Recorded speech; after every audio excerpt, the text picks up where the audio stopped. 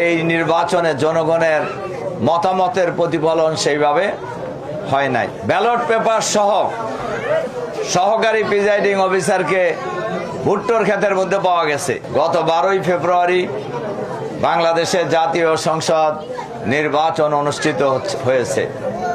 আপনারা জানেন যে নির্বাচনের আগ থেকেই নানান জাতীয় দেশি বিদেশি ষড়যন্ত্র চলছিল এবং ষড়যন্ত্রের মধ্য দিয়েই জাতীয় সংসদ নির্বাচন হয়েছে এবং নির্বাচনের এক সপ্তাহ আগে থেকেই বলা যায় বিভিন্ন কেন্দ্রে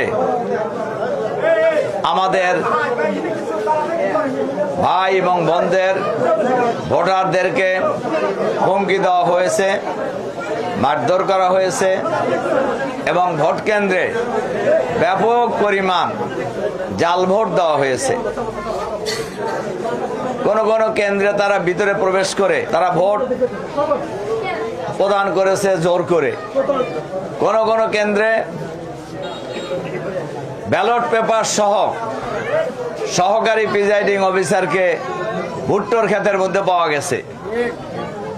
এর দ্বারা প্রমাণিত হয় যে এই নির্বাচন, যে সারা দেশে যে নির্বাচনের রেজাল্ট হয়েছে, এই নির্বাচনে জনগণের মতামতের প্রতিফলন সেইভাবে হয় নাই।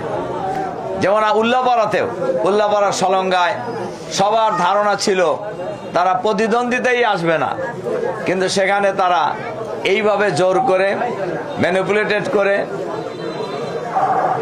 জাল ভোট দিয়ে ভোট কেন্দ্র দখল করে ভোট নিয়ে, এরপরেও আল্লাহ তাআলার মেহেরবানিতে আমি তো মনে করি আমাদের ভাই বোনদের, বিশেষ করে আমাদের মা বোনদের দোয়ার বরকতেই আপনাদের প্রিয় খান ভাই বিজয়ী হয়েছে। আলহামদুলিল্লাহ, দাঁড়িপাল্লা বিজয়ী হয়েছে।